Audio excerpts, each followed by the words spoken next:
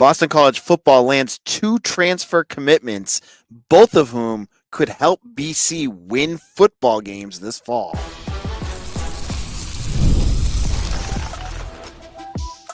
You are Locked On Boston College, your daily podcast on the Boston College Eagles. Part of the Locked On Podcast Network, your team every day. Hello, everyone, and welcome. This is Locked On Boston College, your team every day. I'm your host, AJ Black of Eagle Insider. Thank you all who have made Locked On Boston College your first listen, and everyone who has subscribed to our channel here on YouTube or wherever you get your podcasts. Today's episode is brought to you by Amazon Fire TV Stick 4K. Turn any TV into your Xbox, no console needed. Head to amazon.com/Fire TV Locked On to learn more. On today's show, we have a jam-packed episode with lots of news to get into, including 3 Eagles who heard their name in the NFL draft. We'll talk about who they got drafted by and how the fits look. We're going to talk about 2 players that have left. A bit of surprise on both of them. We'll talk about what those meant to BC and what BC does from here. But also, BC landed 2 transfers in the last week. Remember, I was off last week.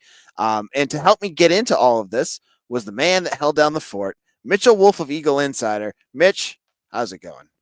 It's good to get out of the mines since I was slaving away in there over the last few weeks, but I'm doing well. It was, of course, an exciting time. As soon as you leave, then everything happens across multiple sports. So, but yeah, it was an interesting time and a lot of good information about BC. All right, let's jump into this first of all, because I think a lot of folks want to know. 2 transfers landed in the last week. One of them, I think, was a pretty big one with Jason Hewlett of Michigan, a linebacker. And let's start by talking about him. Hewlett committed to BC last week. He was scheduled to take other visits to Virginia Tech and West Virginia, and I think there was a few other schools that he was looking at, but ends up at Boston College. What does this mean to BC, Mitch? I think this could be a very impactful transfer. Looking at Hewlett's record or past, he was at Michigan, didn't play very much, and that's not really his fault. Michigan, even after the national championship, they still had a very stacked defense. They had 2 starting linebackers who were veterans who are going to be draft picks in the near future, so he just couldn't get on the field very much. But he was a highly touted recruit, 3-star with a lot of interest from pretty big schools, and while he didn't play much on defense, he actually did play a lot on special teams, and he earned Michigan's team award for the most improved player on special teams last year. And coming out of high school, he played a bunch of different positions. He was a linebacker, he was a strong safety, he was a wide receiver, he was even a quarterback, and he, as a senior, he even returned a kickoff for a touchdown. So this dude's just a crazy athlete.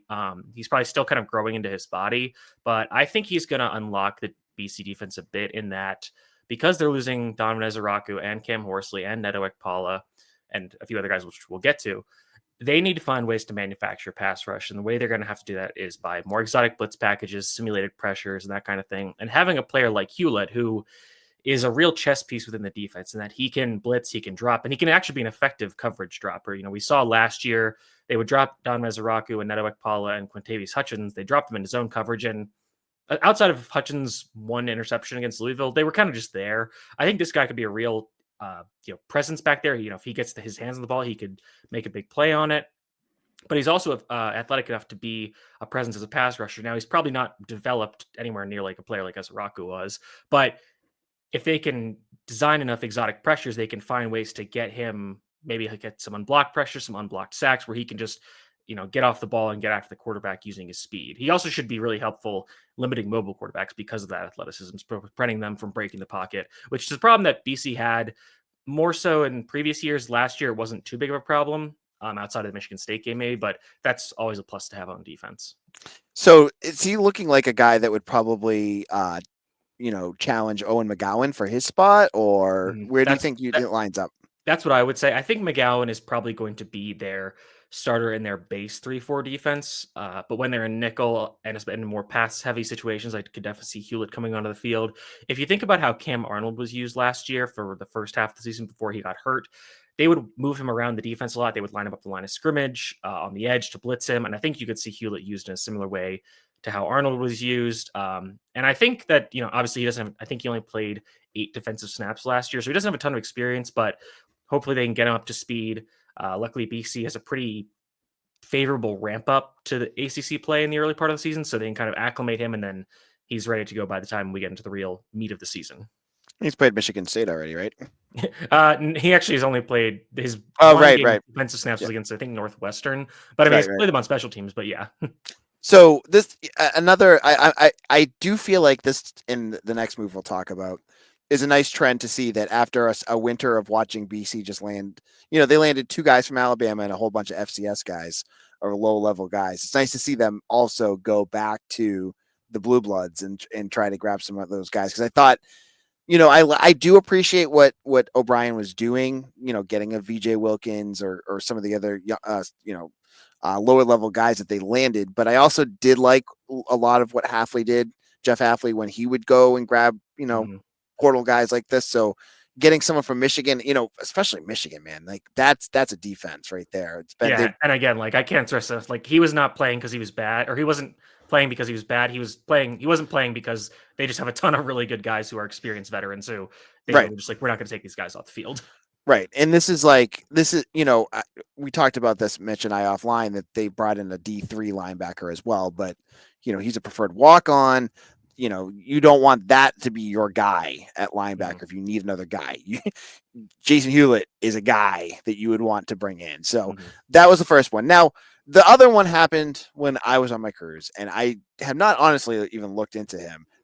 Teach me about this defensive tackle they landed from Wake Forest. So the other one is Chris Marable Jr., and he's also he's going to be a redshirt sophomore coming to BC. So I don't think he played at all his first year with Wake Forest, and if he did, it was only a few snaps here and there. Second year, I think he played in like 5 or 6 games. I think only a few, maybe like 50 defensive snaps. 42 appeared in 5 games, made 2 tackles, mostly as a backup. So again, guy hasn't played much, but for what it's worth, I would say Wake Forest also had a pretty solid defensive line in terms of having guys who are veterans who were playing because they'd been there a while. So that makes total sense. Not as illustrious of an offer sheet for Marable. He's from Hilton Head, South Carolina. His offers out of high school were Georgia Tech, Virginia Tech, East Carolina, Appalachian State, and Georgia State, also Florida State. But then he committed to Wake Forest, stayed there. And still wasn't playing a lot, so he hits transfer portal. They have a whole new coaching staff, new defensive line coach. So he's coming to BC, and he's 6'3", 293 pounds. So I see him as more of the 3-tech defensive tackle, which is the one who aligns in the B gap. So more like your George Rookses, your Sedarius McConnells, that kind of type, where he's more of a gap penetrator as opposed to the nose tackle that's going to be 2-gapping and holding up double teams. But he is still bigger than a lot of BC's defensive tackles they have on the roster. Even a guy like Owen Stoudemire, who's played some nose. He's obviously bigger than Clemens, but he's a little bit bigger than McConnell. So I think you could see him play both roles. I think you'll see him. I think you're going to see BC rotate a lot on the defensive line, especially on the interior this year. You don't have stalwarts like Cam Horsley or Azaraku. So you're going to see a lot of names rotate in there. And I think Marable fits best as if they're in the base 3-4, he's going to be more of the defensive end. So he's going to be from the B gap outside to the tackle. And then in nickel, depending on what they want to do with him, he could align in the nose sometimes if they want to have Stoudemire as in the B gap as the 3-tech. So I think he's going to be versatile. Again, he hasn't played a ton, but I think that it's another body that BC needs, and especially down the road next year when they're going to be really hurting for depth. This is a guy that has 3 years of eligibility left, including this year. So that's a really key addition for the room. Now, to compare BC's defense to actually, maybe we'll talk about this in a second because I actually feel we should probably talk about who left because that could actually change our views. Do you think these are both impactful transfers for BC? Like are these things that are going to help them win games? Is this enough to make the defense take another step, or it's just adding really good depth? I think these are guys who are going to play.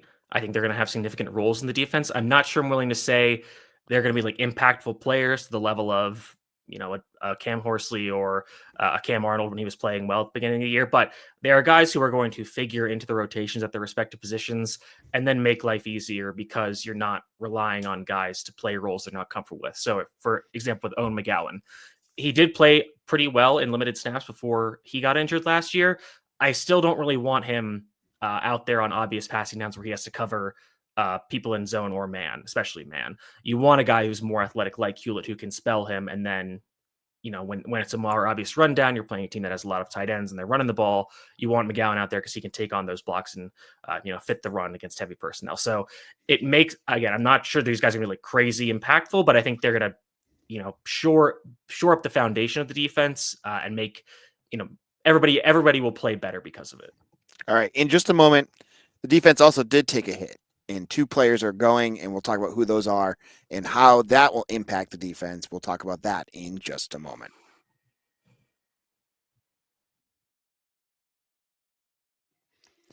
The NBA playoffs are here, and FanDuel is giving new customers an incredible way to get in the action. Right now, when you join FanDuel and place your first $5 bet, you'll get $250 in bonus bets if your bet wins. I love how FanDuel makes betting so easy, whether it's picking the Celtics or diving into player props like Kristaps Porzingis and how many threes he can hit. From three-pointers to steals to assists, FanDuel has so many ways to bet on your favorite player props. Plus, after the game tips off, you can even combine live prop bets into a same-game parlay for a chance to win big. Don't miss out. Head to FanDuel.com and claim your $250 in bonus bets today. This is Locked On Boston College. AJ Black here, joined by Mitchell Wolf. And I want to thank all our everydayers out there. I also want to shout out Joe P, who I actually ran into on vacation, who is an everydayer who listens to our show and actually ran up to me and said, "Hey, I listen to your podcast." And that was a pretty cool experience to know you guys are out there everywhere. And it does, we do appreciate all of you who have made Locked On Boston College your first listen every day.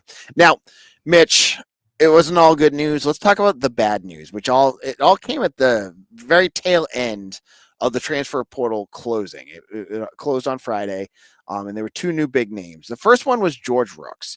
George Rooks transferred in from Michigan, and he announced that he's transferring after 2 years with BC. What is your thoughts on this? So I'm going to try to keep this nice, but I don't see this as a significantly major loss for this defense. I thought George Rooks, came in, played his role pretty well, but I just didn't think he was that impactful a defender.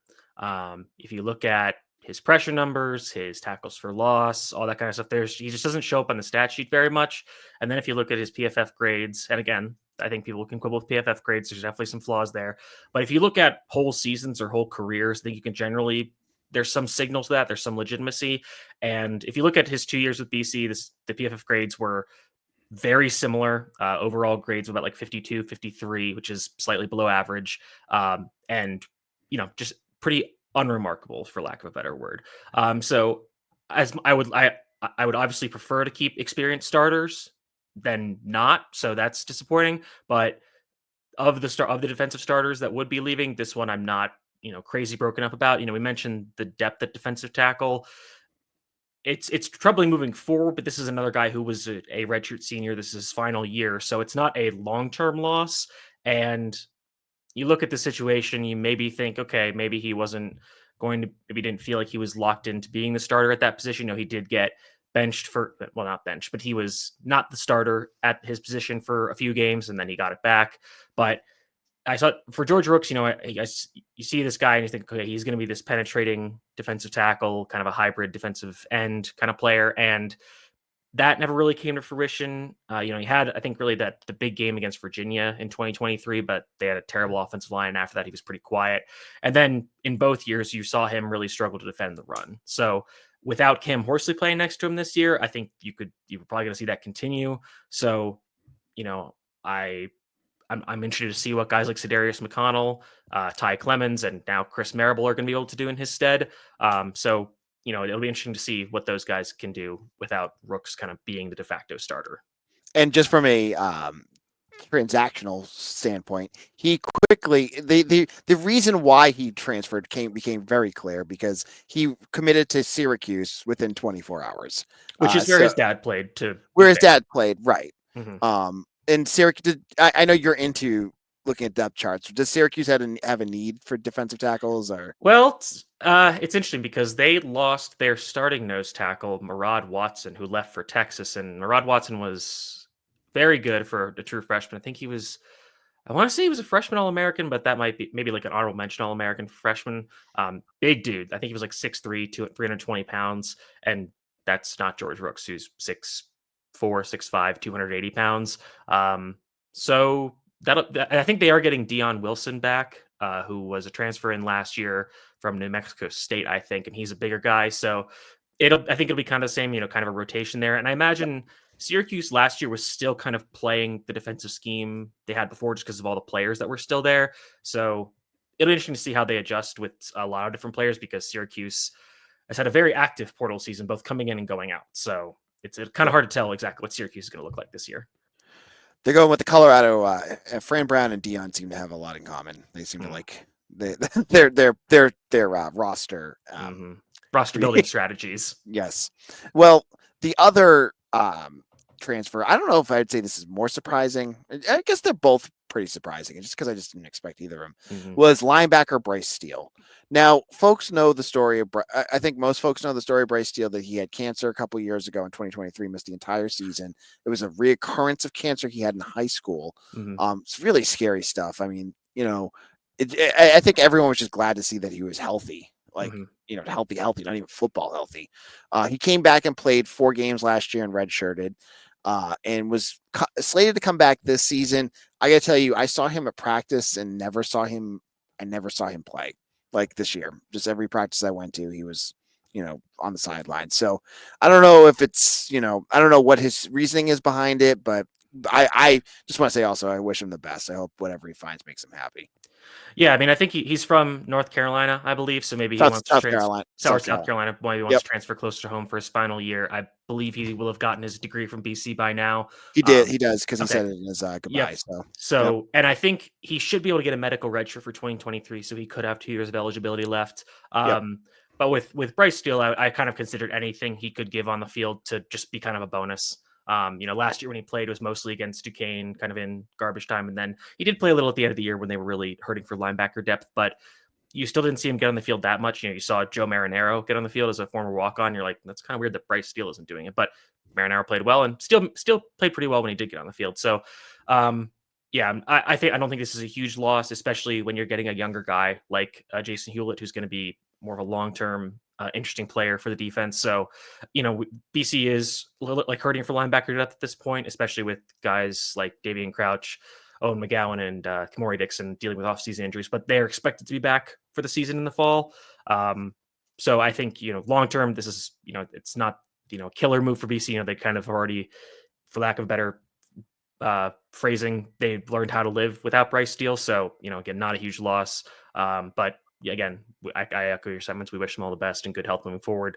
There was a third transfer, tight end Ryan Boltwood, who came to BC from Mount San Antonio Junior College in 2024 this year, or this past year, and he didn't play at all and wasn't really projecting to play at all. So, that's kind of not a really major loss there either.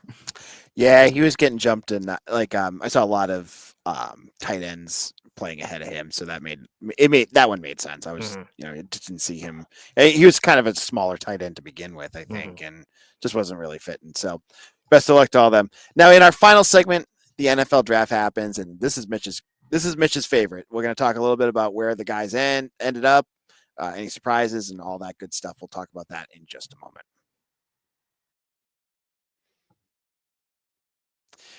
There's nothing like the atmosphere of an NBA playoff game. Every bucket, every defensive stop, every moment feels huge. It's electric in the arena, and with Game Time, you can be part of it without the stress of last-minute ticket hunting. Game Time makes it fast and easy to get playoff tickets, even when demand is sky high. Prices on the app is actually go down as tip-off gets closer, and their last-minute deals can save you up to 60% off. Here's why I use Game Time. I love their seat finder. Seat finders make it so easy. And then with their last minute deals, I can save up to 60% off buying last minute for sports, concerts, comedy, theater, and others. So take the guesswork out of buying tickets with Game Time. Download the Game Time app, create an account, and use code LOCKEDONCollege for $20 off your first purchase. Terms apply. Again, create an account and redeem code LOCKEDONCOLLEGE for $20 off. Download Game Time today. Last minute tickets, lowest prices, guaranteed.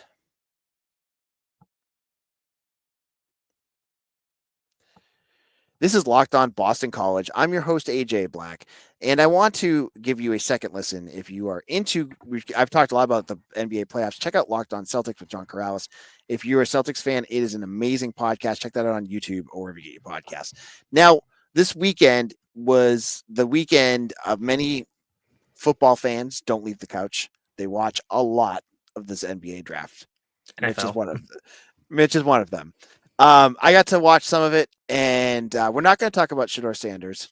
We're going to talk about 3 BC players that did get drafted. And let's start off by talking about Donovan Azaraku heading to the Cowboys. Yeah, this was, he fell to the second round, picked 44th overall. I was pretty surprised by that. And I listened to a ton of draft shows across a ton of networks, including Locked On NFL Scouting with the Draft Dudes. It's one of my favorites with Kyle Krabs and Joe Marino. And every show I listened to on Friday morning was like, pretty surprised that Donovan Azaraku didn't get drafted. Every single one. And everybody was saying, this guy's a high character guy. He has high production. He tested athletically well.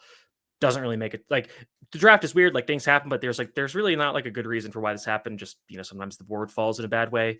You saw the Falcons trade back up in the first round, take James Pierce out of Tennessee, give up an extra first round pick next year for that. That was a questionable move, but Dallas is a very good spot for him. You're going to be playing across from Micah Parsons. Micah Parsons is going to draw a ton of attention from the opposing offenses and their pass protection schemes. That's going to open up a lot of one-on-one opportunities for Donovan Azaraku, which he hasn't really had the luxury of facing for a long time. So that should be good for him. He can kind of learn from Parsons because they're somewhat similarly sized players. And if you look at what the guys that Dallas drafted, Tyler Booker, guard from Alabama, Savone Ravel from East Carolina. They drafted a lot of high character guys, guys that are going to be leaders on that team for a long time. And Ezraku fits that to a T. So I think you're going to see him, at least as a rookie, you're going to see him, be a third down specialist. They're going to get him out there on those downs. And he should be able to be pretty productive. And then ideally, he can kind of learn the ropes of playing run defense in the NFL and, build his body up a little more so he can be more effective in those situations. But again, Ezraku's success has always come from tape study, knowing how his opponents are going to try to attack him.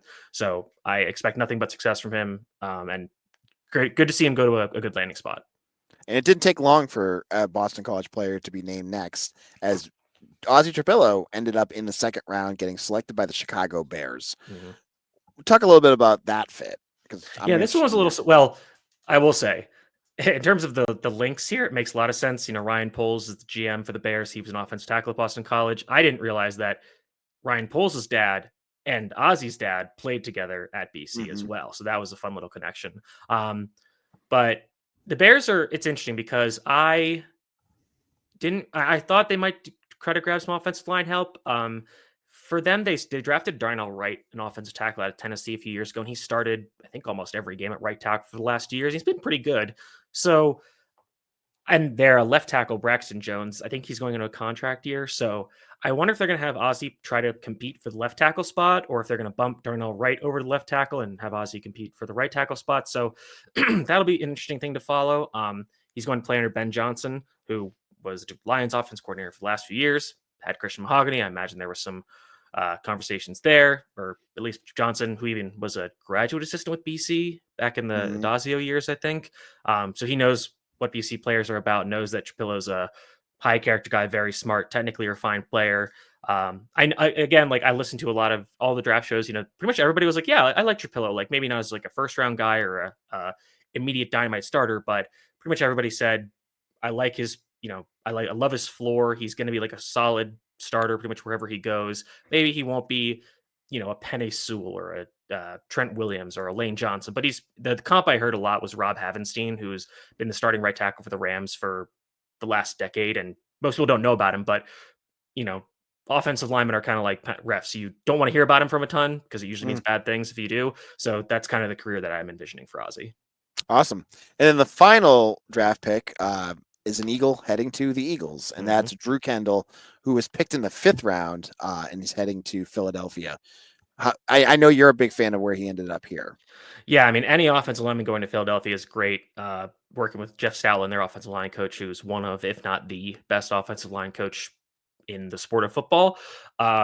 I don't think Kendall's going to have much opportunity to play. They just re-signed their center Cam Jurgens to a 4-year extension, and Cam Jurgens was basically handpicked by Jason Kelsey to replace him. So that position is going to be pretty shored up, but Kendall will have an opportunity to learn, to grow. If Jurgens gets hurt, they can put in Kendall, and I think the system works really well for him because they like to do a lot of man gap schemes where they pull the center, and you need an athletic center to do that. And Kendall has a lot of experience doing that. He's a very smart player. He'll know how to help with protections and everything. So I think that's a great landing spot for him. Again, I don't think he's going to play much to begin with, but I think he's going to, be a good player there. And it also helps because with Kendall, he's relatively light for his position. He's put on weight, which is good. But with the Eagles, they have massive guards who are going to be able to help him with double teams dealing with bigger nose tackles, so he can lean on their size and strength when that's not necessarily the best parts of his game. Great. So yeah, this was 3 picks in the NFL draft. Another great showing for BC, and I saw that I saw BC put out a tweet that since 2022, BC's had, what was it, the most draft picks in the NFL in the ACC below in the first 2 rounds, was it? I thought it was something involving the second round. So I thought it was second round picks, but maybe it was first 2 rounds. I can't exactly remember the tweet, but yeah, I mean and this goes back to that athletic article that came out a few years ago. BC is excellent at developing these, relatively lower star recruits. I know Azaraku was a 3-star. I feel like Kendall was a 4. Yep. And Trapillo was the 3. Yep. And Kendall, I think you could kind of quibble. It was like a high 3, low 4 kind of situation, depending on who you asked. But developing him from like a 250-pound college center or high school center to now being almost 300 or around 310 pounds and not losing almost an ounce of athleticism, that's very impressive. And all of these guys are extremely smart, hard workers, leaders on their teams, technically refined players. So that's, great for the legacy of BC. Not to mention, you have guys like Cam Horsley, who unfortunately didn't get drafted, signed with the Titans as an undrafted free agent. So did Jack Conley. Our long relationship with Jack Conley has finally come to an end. Yep. I'm trying to think of anybody else. For you, I'm a Pats fan, so right. He'll never leave you. Yep. And then I think Kai Robichaux just signed with the Lions, so he'll be running behind Christian Mahogany once again.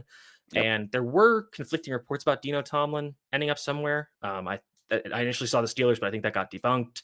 I think the Commanders were mentioned. So good to see a bunch of those guys finding landing. Oh, Kamari Morales got invited to rookie minicamp with the Dolphins and the Ravens. I'm not exactly sure how you handle being invited to 2, because I'm pretty sure they're held at almost the same time. So I'd have to look into that. But again, good to see these guys getting an opportunity to continue their football careers professionally. All right, Mitch, where can people find your work? I think they could all find you from last week. But... Yeah, you can find me at Mitchell T. Wolf on X or Twitter, whatever you want to call it. You can obviously check out Eagle Insider. Had a lot of work moonlighting as a basketball writer as well, doing some stuff there. And also on the site, I've been working on this project for a long time, looking at something on BC's defense. It's going to be kind of like the offensive pieces that I wrote with some in-depth play analysis. So keep an eye out for that. Should be coming out in the next week or so, hopefully. So just check out everything we got going on over there. All right, Mitch. Well, thank you. This is AJ Black. You can follow me on Twitter at AJBlack247. Tomorrow, I got more stuff to catch up on, which is basketball. I'm going to get into all the transfers BC landed. We'll get into some of the other news going around. And I had some updates on Femi Babalola, who I think a lot of folks have been asking about. I'll tell you where things are landing right now and a new contender for him. And should BC fans be worried? I'll be all over that on tomorrow's show. Make sure to follow us on Twitter. Make sure you hit that like and subscribe button before you head out.